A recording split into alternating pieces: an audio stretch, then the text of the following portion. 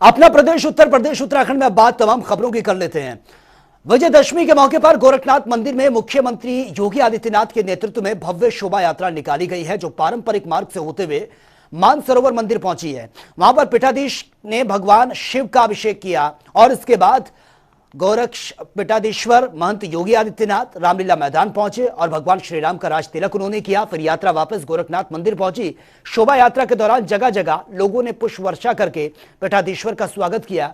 वहीं गोरखनाथ मंदिर से बाहर निकलते ही मुस्लिमों ने भी उर्दू अकेडमी चेयरमैन कैफुलवारा ने के नेतृत्व में शोभा यात्रा का भव्य स्वागत किया और गौर पीठाधीश्वर महंत योगी आदित्यनाथ का माल्यार्पण भी किया। साथ ही रास्ते में पड़ने वाले मंदिरों और दुर्गा पंडालों में महंत के प्रतिनिधि के तौर पर एक संत प्रसाद चढ़ाते रहे। शोभा यात्रा मानसरोवर मंदिर पहुंची तो पीठाधीश्वर महंत योगी आदित्यनाथ ने परंपरा के अनुसार भगवान शिव की पूजा अर्चना की। उसके बाद रामलीला मैदान पहुंचे और श्री राम का राज तिलक भी किया। वापस यात्रा के मंदिर पहुंचने के बाद भंडारे का आयोजन भी किया गया।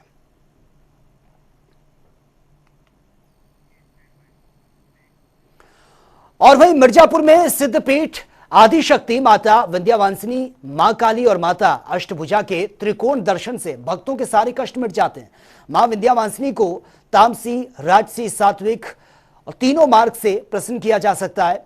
काली स्वरूप महाकाली, महालक्ष्मी स्वरूप मां विंध्यावासिनी और मां सरस्वती के रूप में मां अष्टभुजा विंध्या पर्वत पर विराजमान होकर भक्तों की सारी मनोकामनाएं पूरी कर रही हैं।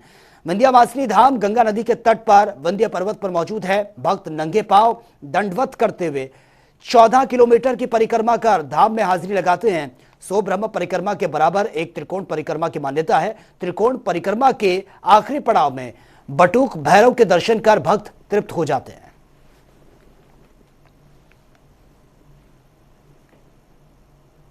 आदिकाल से ही विंध्याचल ऋषियों मुनियों की तपस्थली रहा है और माँ भगवती जगदम्बा पराशक्ति आदि पराशक्ति स्वयं महालक्ष्मी स्वरूपा यहाँ पर विराजमान है।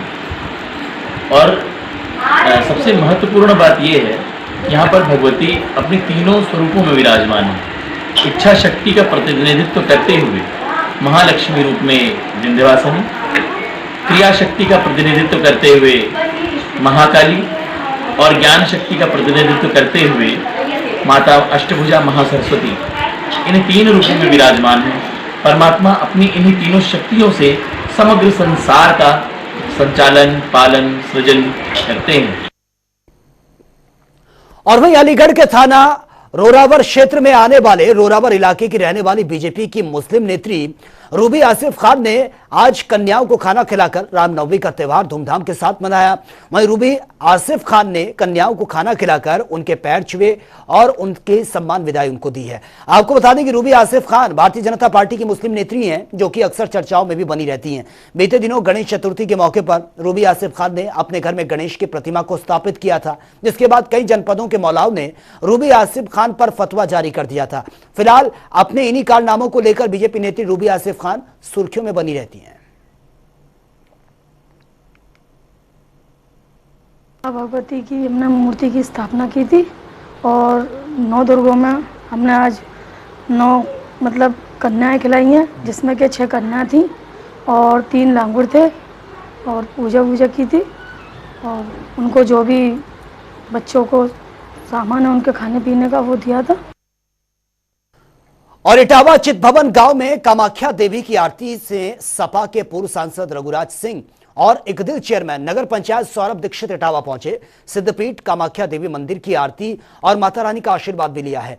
कोलकाता गुवाहाटी में कामाख्या देवी मंदिर के बाद जनपद इटावा में मंदिर का यह दूसरा स्थान है, जो दूर दराज से लोग दर्शन करने के लिए यहां पर पहुंचते हैं। भक्त मां की एक झलक पाने के लिए बेताब नजर आते हैं। इस मंदिर का उल्लेख देश में प्राचीन खंड में भी आता है। यहां इस मंदिर की मान्यता यह है कि नवरात्रि के पूरे 9 दिन इस मंदिर में मां के दर्शन पूजन के लिए समान भीड़ उमड़ती है। मां का दर्शन करने से शत्रुओं का विनाश होता है, सुख, शांति और धन और वैभव की प्राप्ति होती है। मां को बेलपत्र, नारियल, चुनरी चढ़ाकर आशीर्वाद भक्त प्राप्त कर रहे हैं। देखिए, कामाख्या देवी के बाद, गुवाहाटी के बाद बधाई देगा यहाँ के प्रधान जी को कम से कम चितवन जैसे गांव में इतना भव्य मंदिर बनाने का काम किया। तमाम लोग इटावा जनपद के नहीं, आसपास के सब लोग आने का काम करते हो। हर वर्ष बड़ा विशाल कार्यक्रम होता है, प्रतिदिन आरती होती है, कोई न कोई अतिथि के रूप में आता है और आरती करने का काम करता है और माता कामाख्या देवी से अपनी मत्था भी टेकने करता है और प्रार्थना भी करने का काम करता है। और लखीमपुर खीरी जिले की 139 गोला विधानसभा में होने वाले उपचुनाव को लेकर जिला अधिकारी महेंद्र बहादुर सिंह ने जानकारी दी है। डीएम ने कहा है कि भारत निर्वाचन आयोग के निर्देश पर निष्पक्ष चुनाव कराना हमारा उद्देश्य है। पूरे जिले में आचार संहिता लागू रहेगी। गोला विधानसभा सीट पर 3 नवंबर को उपचुनाव या मतदान ये होगा और इसके लिए 14 अक्टूबर से नामांकन की जो प्रक्रिया वो शुरू हो जाएगी। और इसके साथ ही प्रशासन ने गोला विधानसभा में सारे होर्डिंग्स और बैनर्स जो हैं उतरवा दिए हैं। आपको बता दें कि बीजेपी विधायक अरविंद गिरी की मौत के बाद सीट ये खाली हुई थी, जिसके लिए उपचुनाव यहां पर करवाया जा रहा है। अक्टूबर से आदर्श आचार संहिता लागू हो चुकी है। जनपद में सभी कार्रवाइयाँ की जा रही हैं। हमने सभी व्यवस्थाएं कर ली हैं, जो भी आवश्यक तैयारियां हैं सब की जा रही हैं। 3 नवंबर को सकुशल शांतिपूर्ण चुनाव संपन्न हो, इसके लिए सभी तैयारियां हम करेंगे। 6 नवंबर को काउंटिंग होगी, उसकी भी तैयारियां हम कर रहे हैं और निष्पक्ष चुनाव करवाना हमारी प्रशासन की प्राथमिकता है, टॉप प्रायोरिटी है। और कोरोना के बाद जहां समाज का हर वर्ग और क्षेत्र के लोग प्रभावित हुए, तो वहीं उसका सबसे ज्यादा असर रेलवे स्टेशनों पर काम करने वाले कूलियों पर पड़ा है। स्टेशन पर यात्रियों के लगेज को उठाकर उसकी मजदूरी से पेट पालने वाले सैकड़ों कूलियों के पास अब काम नहीं है। एक और ट्रॉली बैग ने कूलियों को बेरोजगार कर दिया है, तो दूसरी ओर रेलवे की ओर से उन्हें चतुर्थ श्रेणी की नौकरी देने की घोषणा में भी छलावा साबित हो रहा है।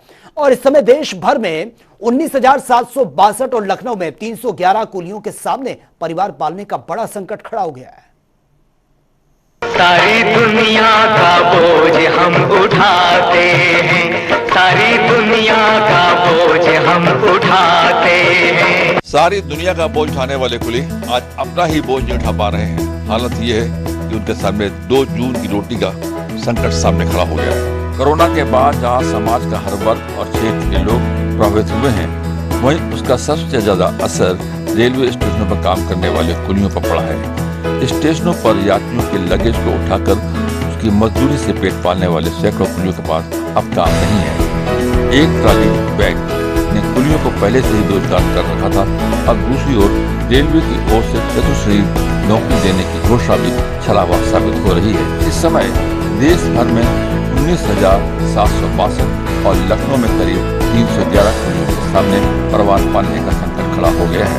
सैकड़ों कुली काम मिलने की उम्मीद में हर दिन रेलवे स्टेशन आते हैं, लेकिन उन्हें काम नहीं मिल पाता है। कुली संगठन के अध्यक्ष राम सुरेश ने अब रेल मंत्रालय से पूर्व रेल मंत्री लालू प्रसाद यादव के वर्ष 2008 में कुलियों को रेल में चतुर्थ श्रेणी नौकरी दिए जाने के मांग को फिर से दोहराया है। और उसके बाद में सरकार ने एटेंडम में जो लॉकडाउन बोल दिया, लॉकडाउन बोलने के बाद सारी चीज़ों को ठप कर दिया गया। ठप करने के बाद स्थिति बहुत ज़्यादा गंभीर होती गई। लोग तो एम्प्लॉय जो थे उनको तो वेतन मिल रहा था, नॉन एम्प्लॉय के पास कुछ ना कुछ फाइनेंस सपोर्ट होता है, लेकिन हमारे पास रोज़ कमाना रोज़ खाना होता है। इससे मेरे पास ऐसी कोई व्यवस्था नहीं होती थी कि जो मैं कमा कर मतलब रख करके मनी और खा सकूँ।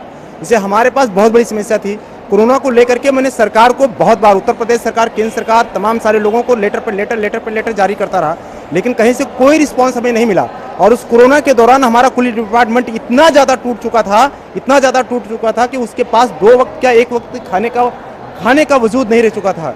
कर्जों में पूरी तरीके से डूब गया था। आज भी हम कर्जों में डूबे हुए हैं। सरकार से मैं लगातार गुहार लगा रहा हूं कि सरकार जिस तरीके से 2008 में पॉलिसी लाई गई थी, 1/4/2008 को लालू प्रसाद द्वारा अनाउंसमेंट किया गया था कि सभी 18 से 50 साल वाले लोगों को ग्रुप में सम्मिलित किया जाए, उसी चीज को मैं फिर से लागू करवाना चाह रहा हूं सरकार। कोरोना के बाद से देश भर में भले हालात सामान्य हो गए हों, लेकिन कुलियों की हालत बद से बदतर होती जा रही है। चारबाग स्टेशन पर इस समय 311 कुली कार्यरत हैं, जिनको काम के अभाव में भुखमरी के कगार पर पहुंच गए हैं। हालत यह है कि कुलियों को पूरे दिन ट्राली लिए इंतजार करते रहते हैं, लेकिन उनको काम नहीं मिलता है। उसके पीछे क्या है कि अब मॉडिफाइड लगेज ट्रॉली हो गई हैं। लोग अपना ट्रॉली लिए और चले जाते हैं, कुली अपना बैठे इंतजार किया करते हैं। ज़्यादातर सामान लोग लिफ्ट से और एस्केलेटर से लेकर निकल जाते हैं और कुलियों को काम नहीं मिल पा रहा है। कैमरामैन आशीष कश्यप के साथ TN मिश्रा, जनता टीवी, लखनऊ। और वही समाजवादी पार्टी का गढ़ कहे जाने वाले आजमगढ़ में मुलायम सिंह यादव की तबीयत खराब होने पर उनके समर्थकों और पार्टी के लोगों ने व्रत रखकर हवन पूजन किया है और उनके जल्द स्वस्थ होने की कामना भी की है। आज समाजवादी पार्टी के प्रवक्ता अशोक यादव ने अपनी पत्नी सहित अपने समर्थकों के साथ मुलायम सिंह के लिए व्रत रखकर हवन पूजन किया है। उनका कहना है कि नेताजी की हालत काफी क्रिटिकल है। पूरे देश में पूजा हवन चल रहा है, हर धर्म के लोग उनके लिए प्रार्थना कर रहे हैं। नेताजी जल्द से जल्द स्वस्थ हों। पूरे देश में अगर शहीद सैनिकों को राज्य के सम्मान किसी ने किया है तो वो नेताजी ने किया है। शोषितों को, पिछड़ों को, दलितों को, अल्पसंख्यकों को उनका अधिकार देने का काम भी उन्होंने ही किया है। हम लोग चाहते हैं कि नेताजी जल्द से जल्द स्वस्थ हो जाएं।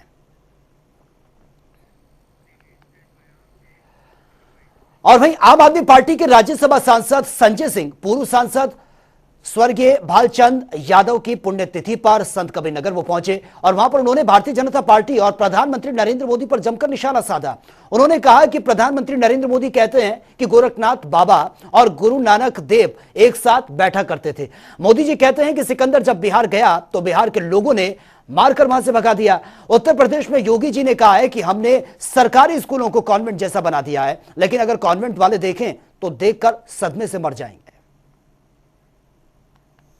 मोदी जी तो कहते हैं कि बाबा संत कबीर जी, बाबा गोरखनाथ जी, बाबा गुरु नानक देव जी एक साथ मीटिंग करते थे। मोदी जी तो कहते हैं सिकंदर जब बिहार में आया था तो बिहारियों ने मार के भगाया था, जबकि सिकंदर कभी बिहार गया ही नहीं। मोदी जी तो कहते हैं 125 करोड़ लोगों को घर की चाबी मैंने बांट दी। मोदी जी तो कहते हैं नाली के गैस से चाय बना लो। मोदी जी एक अनोखी प्रतिभा के धनी आदमी हैं, उनके बारे में मैं कुछ नहीं बोल सकता। हाँ, ये जरूर कह सकता हूं कि भारतीय जनता पार्टी में झूठ बोलने की प्रतियोगिता चलती है, कौन कितना बड़ा झूठ बोल सकता है। तो उसमें अगर कोई कंपटीशन हो तो हमारे प्रधानमंत्री जी अंतर्राष्ट्रीय स्तर पर नंबर 1 पर आएंगे, 2 नंबर पे नहीं आएंगे। और प्रदेश के लोक निर्माण विभाग राज्य मंत्री कुंवर ब्रजेश सिंह आज सहारनपुर पहुंचे हैं और अपने कस्बा बड़गांव में महाराणा प्रताप चौक के सौंदर्यीकरण कार्य का शुभारंभ उन्होंने किया है। उन्होंने कहा कि महाराणा प्रताप ने घास की रोटियां खाई हैं, लेकिन मुगलों की गुलामी कबूल नहीं की। योगी सरकार ने प्रदेश में ऐसे ही अमर योद्धाओं महापुरुषों के नाम पर चौराहों का नामकरण कर उनके सौंदर्यीकरण का काम शुरू किया है। उन्होंने ये भी कहा कि 2 करोड़ 12 लाख की लागत से यह कार्य किया जाएगा, जिसकी धनराशि जिला इकाई को दे दी गई है और 2 महीने में यह काम कंप्लीट भी हो जाएगा।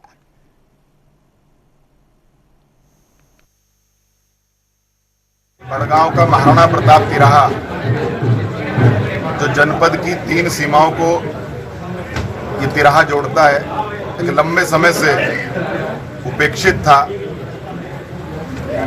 और भारत के उस महान सपूत की प्रतिमा इस तिराहे पर विराजमान है, जिसने घास की रोटियां खाई थी लेकिन मुगलों के शासन को स्वीकार नहीं किया था। हम लोगों ने संघर्ष करके इस प्रतिमा को यहाँ स्थापित किया था। हम लोग शासन के माध्यम से इसका सौंदर्यीकरण इस तिराहे का चाहते थे। लोक निर्माण विभाग के माध्यम से योजना प्रस्तावित की गई थी और मेरे मंत्रिमंडल में शपथ लेने के बाद, मुझे ये विभाग मिलने के बाद, ये मेरा सौभाग्य था कि पहला जो प्रस्ताव इस क्षेत्र का पारित हुआ था वो यही प्रस्ताव था और लगभग 2 करोड़ 12 लाख की धनराशि हमने सहारनपुर इकाई को स्थानांतरित कर दी है। और मुरादाबाद से समाजवादी पार्टी के सांसद एसटी हसन ने गरबा आयोजन कार्यक्रम में 60 विदेशी मेहमान बुलाए जाने पर विवादित बयान दिया है। उन्होंने कहा कि गरबा आयोजन में अलग अलग 60 देशों के राजदूतों को बुलाया गया। सभी राजदूत अलग अलग मजहबों के हैं। हम अपनी बहन बेटियों की नुमाइशें उनके सामने क्यों कर रहे हैं, हमें इस बात पर ऐतराज है। इसके साथ ही उन्होंने गरबा पंडालों में मुस्लिम युवकों की एंट्री पर लगी रोक को लेकर भी सवाल उठाए हैं। सपा सांसद ने कहा है कि मुस्लिम युवक ऐसे धार्मिक आयोजनों में जाते ही क्यों हैं? अगर गलती से कुछ युवक भी पहुंच गए हैं तो उन्हें वहां से हटा दिया जाता है। उन्हें मारने का हक किसी को नहीं है। बिना परमिशन के ऐसे कार्यक्रमों में जाने से परहेज करना चाहिए। देखिए, मैं तो मुस्लिम युवकों से यही कहूँगा कि उनको जाना नहीं चाहिए। जाते क्यों हैं? क्योंकि ये एक धार्मिक आयोजन है और एक जश्न के लिए मनाया जाता है, तो मुस्लिम युवकों को इससे बचना चाहिए।